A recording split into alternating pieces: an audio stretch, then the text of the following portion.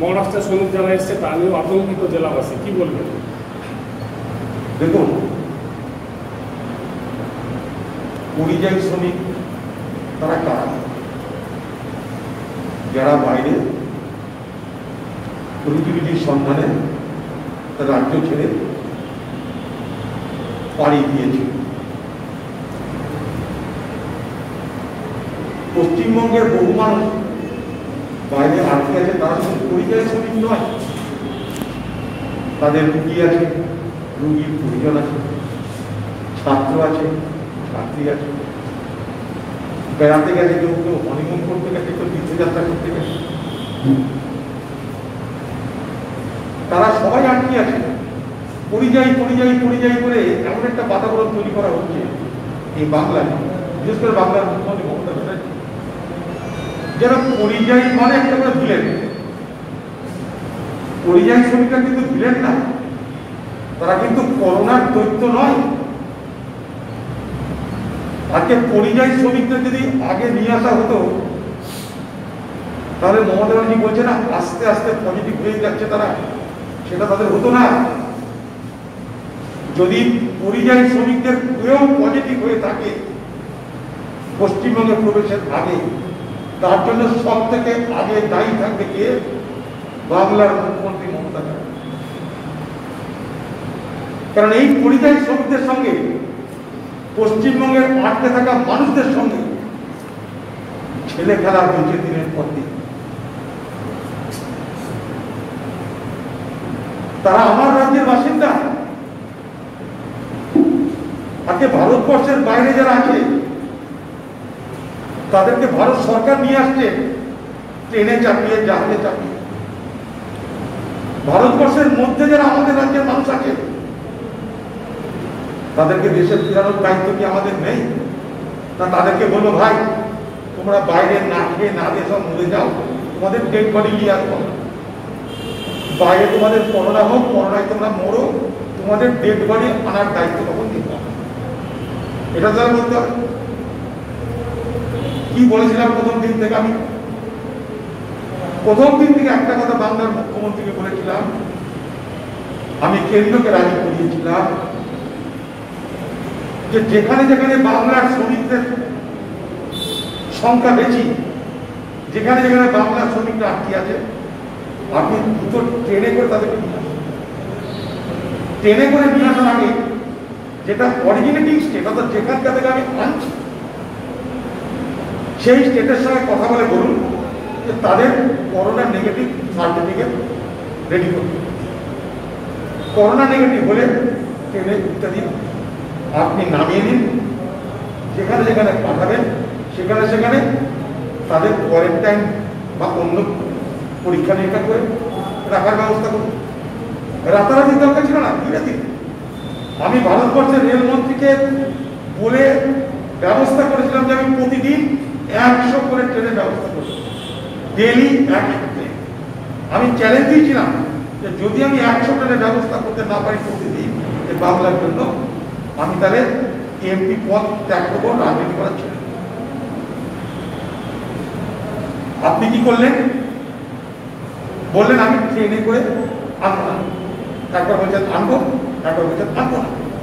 একবার ক্রেডিট নেওয়ার জন্য আপনি বললেন যে আমি তো বলে দিয়েছি 100টা 127টা ট্রেন বলে দিয়েছি, কোনো অসুবিধা নেই।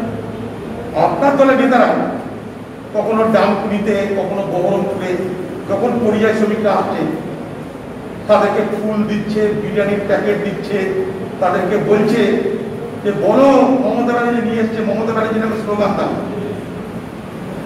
এখন সব পরিযায়ী আসবে। যখন বহরমপুর স্টেশনে পরিযায়ীরা এলো, ফুল নিয়ে, বিরিয়ানির প্যাকেট নিয়ে তৃণমূলের নেতারা হারিয়ে। যখন ডানকুনিতে পরিযায়ী শ্রমিকরা এলো, ফুল নিয়ে, বেলপাতা নিয়ে হারিয়ে।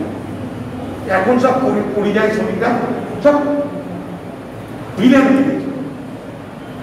কিন্তু পরিযায়ী পরিযায়ী বলে শুধু শ্রমিক নয়, আমি আবার বলছি, রুগীর পরিবার আছে, রুগী আছে, ছাত্র আছে, ছাত্রী আছে, সাধারণ পর্যটক আছে, কেউ চাকরি করতে গেছে তারা আছে, ডাক্তার, ইঞ্জিনিয়ার, প্রফেসর সবাই আছে।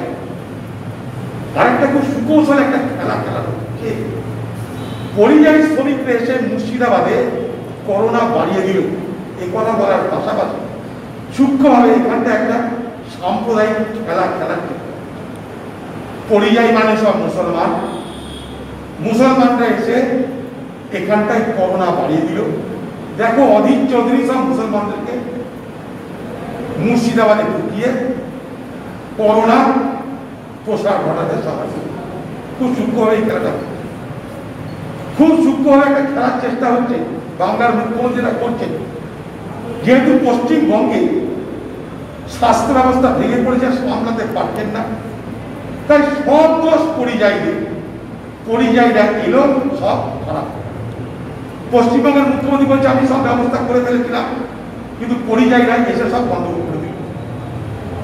অর্থাৎ পরিযায়ী এবং অপরিযায়ী এই দুই শ্রেণীতে মানুষকে বিভাজিত করে বাংলার মুখ্যমন্ত্রী বলতে চাইছেন যে পরিযায়ীদের জন্য বাংলার করোনা পরিস্থিতি খারাপ। এবার আমি তাহলে বলি, আপনি তাহলে লকডাউনটা কেন রাজি হয়েছিলেন? লকডাউনের মানেটা কি? লকডাউনের মানে সময় তৈরি করা। কেন দেশে দেশে লকডাউন হয় না? সাধারণ অবস্থায় হঠাৎ করে এত ওষুধ, এত মাস্ক, এত ভেন্টিলেটর, এত স্যানিটাইজারের কখনো দরকার হয়েছে আমাদের? কিন্তু করোনার কারণে হঠাৎ করে স্যানিটাইজার দরকার, মাস্ক দরকার, ভেন্টিলেটর দরকার, হাসপাতাল দরকার, কোয়ারেন্টাইন দরকার, আইসোলেশন দরকার। রাতারাতি কি করে করা যাবে?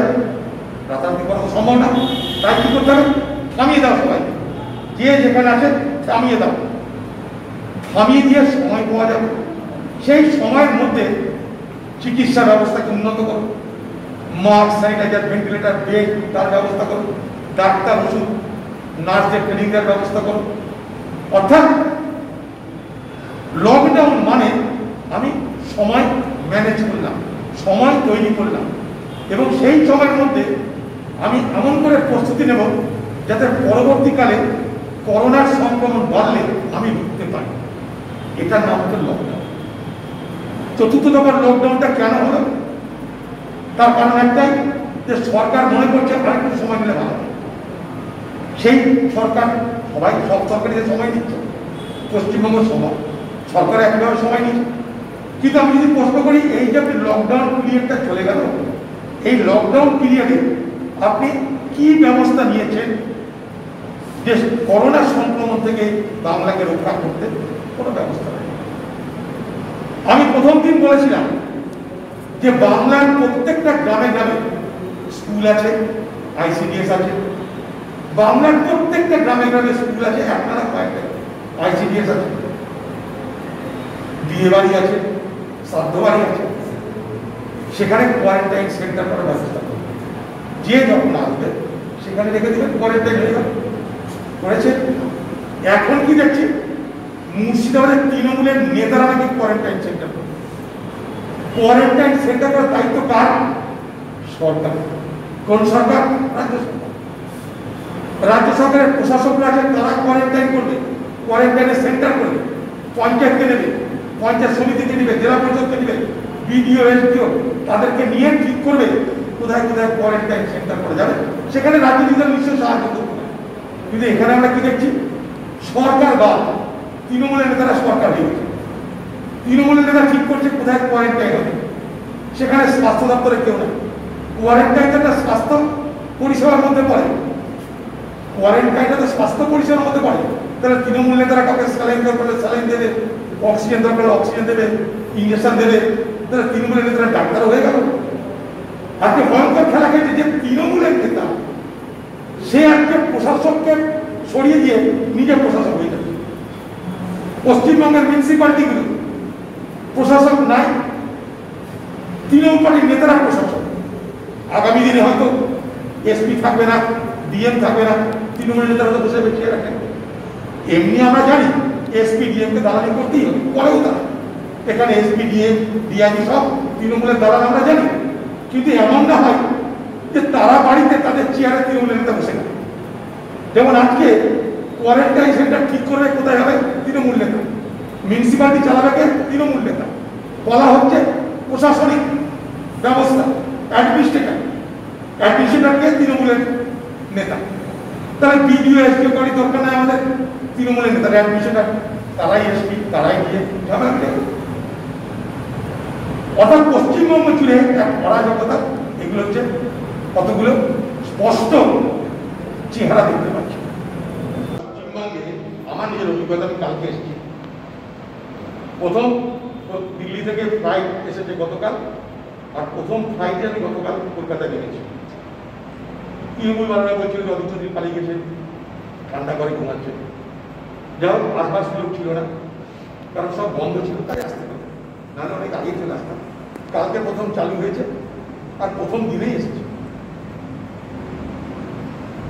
আমি যা দেখেছি, বাংলায় সতর্কতা পালিত হচ্ছে না।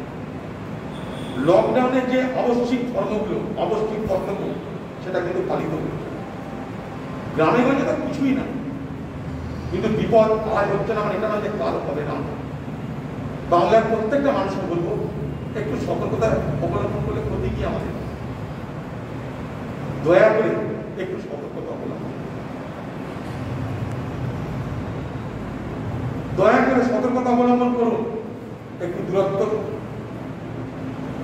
একটু মাস্ক, একটু স্যানিটাইজার, যা নিয়ম।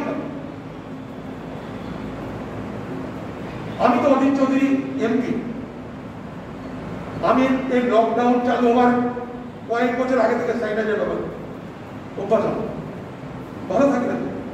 আপনারা ভালো থাকবেন, সামান্য দাম, হাতটা পরিষ্কার রাখা, ক্ষতি কি আছে? এই অভ্যাসগুলো আমাদের থাকা দরকার। এগুলোকে অত্যাচার মনে করবেন না, এগুলোকে পালন করার চেষ্টা করুন। পশ্চিমবঙ্গে লকডাউন সেভাবে পালিত হচ্ছে না বলে আমার ধারণা। বাংলার মানুষ আমার অপরাধ দেবেন না, আমি আপনাদের শ্রদ্ধা করি, কিন্তু আপনারা লকডাউনের নিয়মকানুন মানছেন না, কিছু মনে করেন না, মানছেন না। আর একটু সতর্ক হন, আর একটু সজাগ। সরকার ঠিক করে কবে লকডাউন উঠবে না উঠবে, হঠাৎ করে সারা ভারতবর্ষ জুড়ে একসঙ্গে লকডাউন নাও উঠতে পারে। সরকারের প্রতিদিন অবস্থার বিশ্লেষণ করে দিয়ে সিদ্ধান্ত নেয়, কারণ ভারতবর্ষে করোনার সংক্রমণ বাড়ছে প্রতিদিন, পশ্চিমবঙ্গও বাড়ছে, তাই সেখানে হঠাৎ করে লকডাউন না উঠাতে পারে। যার জন্য আমাদের মেনে নিতে হবে, কারণ এখন বিশেষজ্ঞদের মতামত ছাড়া আমরা নিজেরা কোনো রাজনৈতিক মতামত দিতে পারি না। আমরা শুধু কি বলছি যে গরিব মানুষের পকেটে পয়সা দাও, গরিব মানুষের পকেটে পয়সা নাই, খাবার নাই, খাবার দাও, পয়সা, এটা আমাদের।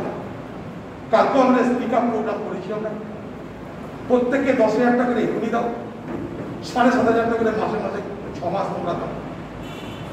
এ দাবি আমাদের চলছে, এ দাবি নিয়ে আমরা আন্দোলন করব। আমরা লকডাউনের বিরুদ্ধে না, কিন্তু যেভাবে লকডাউনকে আরোপ করা হলো তাদের ভারতবর্ষের আর্থিক অবস্থা ছিন্ন ভিন্ন। আজকেও আমার ন্যাশনাল চ্যানেলে এবিপিতে আমি 8 ঘন্টা আমার সঙ্গে আমি অংশগ্রহণ করেছি আলোচনায়, সেখানে একটা কথা বলি। অতএব আপনাদের মাধ্যমে আবার বাংলার মানুষের কাছে হাত জোর করে অনুরোধ করব যে বাংলার মানুষ সরকার কি দেবে না দেবে বর্তায় না থেকে আপনারা নিজেরা সতর্কতা অবলম্বন করুন, দূরত্ব রক্ষা করুন, মাস্ক ব্যবহার করুন, ভালো না লাগলেও করুন। আপনাদের সকলের কাছে হাত জোরে আমি জনপ্রতিনিধি অধীর চৌধুরী সমালোচনা সহ্য করবে না। বাংলার মুখ্যমন্ত্রীর কাছে জিরা বাটা থেকে হীরা কাটা একজনই আছে, কলকাতার নেই। জিরা বাটা থেকে হীরা কাটা একটাই নেই, বাকিকার কথা শুনবেন। প্রস্তুতি ছিল না, আমরাও বলেছি, অবশ্যই প্রস্তুতি ছিল না। মানে প্রস্তুতি ঠিক থাকলে এত বড় বিপর্যয় হতো না। তুমি 3 দিন পর আর্মি ডাকবে, আর্মি মানে 175টা আর্মি, কেন? ওখানে ফোর্টুলিয়ান আছে, ইস্টার্ন রিজিয়নের কমান্ড ফোর্টুলিয়ান, আরো টাকা আর্মি। আচ্ছা, উড়িষ্যাকে দেখেছে, উড়িষ্যা 99 সালে সুপার সাইক্লোন হয়েছিল, 10,000 লোক মারা গেছে। সেই উড়িষ্যা 2013 সালে এমন নিজেদেরকে প্রস্তুত করে, করোনা হলে মাত্র ফণি বুলবুল ফণি এলো, এই কৈলার এলো, মাত্র 45 জন লোক মারা গেল। আর আমাদের এখানে এত পরপর আয়লা এসছে, ফণি এসছে, বুলবুল এসছে, কোথায় প্রস্তুতি নিয়েছে আমরা? উড়িষ্যাতে যেগুলো সাইক্লোন প্রবণ এলাকা, সেখানে মাটির তল দিয়ে ইলেকট্রিক তার বিছিয়ে দেওয়া হয়েছে, আমাদের এখানে হয়েছে। সেখানে উড়িষ্যাতে ক্লাইমেট রেজিলিয়েন্ট ইনফ্রাস্ট্রাকচার আছে, অর্থাৎ ঝড় ঝড়তে হলে হয়তো পড়ে গেল বিল্ডিং, আবার সেটাকে খারাপ করে চলে যায়। এখানে হয়েছে, কিছু করে, অথচ ওয়ার্ল্ড ব্যাংক টাকা দিয়েছে, সব কিছু করে, ভাবনাই দেখে। এখানকার নদী বাঁধ, ওগুলো কি নদী বাঁধ হয়? ইরিগেশন মানে পশ্চিমবঙ্গের টাকা মাটি, মাটি টাকা। তাই তুফান আসার আগেই উড়ে গেছে। এবার আবার ইরিগেশনের কাজ হবে, আবার নোট আসবে, তৃণমূলের পকেট ভরবে, টাকা মাটি, মাটি টাকা রাখবে। অত প্রস্তুতি ছিল না। কলকাতার মতো জায়গায় 7 দিন ধরে ইলেকট্রিসিটি নেই কেন? একটা বেসরকারি সংস্থাকে দিয়ে দেওয়া। সারা ভারতে যা দর, তার 3 ডবল 4 ডবল বেশি দর দিচ্ছে। পশ্চিমবঙ্গের মুখ্যমন্ত্রী কেন খাতির করছেন? লেনা দেনা আছে তাই খাতির করছেন। খাতির তো লেনা দেনা ছাড়া হয় না। এবার সে জানে এটা আমার রাজ্য, মুখ্যমন্ত্রী আমার পকেটে, তাই না আধুনিকরণ করেছে, না কর্মীদের সংখ্যা বাড়িয়েছে, তার এলাকা বাড়ছে, ব্যবসা করার এলাকা বাড়ছে, কিন্তু কর্মী সংখ্যা বাড়ছে না। ফল দেখো, 7 দিন ধরে অন্ধকার, কোথায় বাস করছি আমরা? এগুলো বলা যাবে না। সাধন পান্ডে যদি বলে থাকে, আমি মনে করি তার হিম্মতা যেতে করেছে, বেশ করেছে সাধন পান্ডে। তৃণমূলের আরো যারা বহু নেতা আছে, তারা ভিতর বিক্ষুব্ধ, ভিতর তারা ক্ষোভ প্রকাশ করে, তাদেরকে বলবো আপনারা সাধন পান্ডের উদাহরণ অনুসরণ করুন, বলতে শিখুন। বোমা হয়ে আর বাঁচা যায় না, বলতে শিখতে হবে তৃণমূলের নেতাদের। আপনারা যদি বলতে না পারেন, মানুষ কিন্তু আপনাদের ক্ষমা করবে না।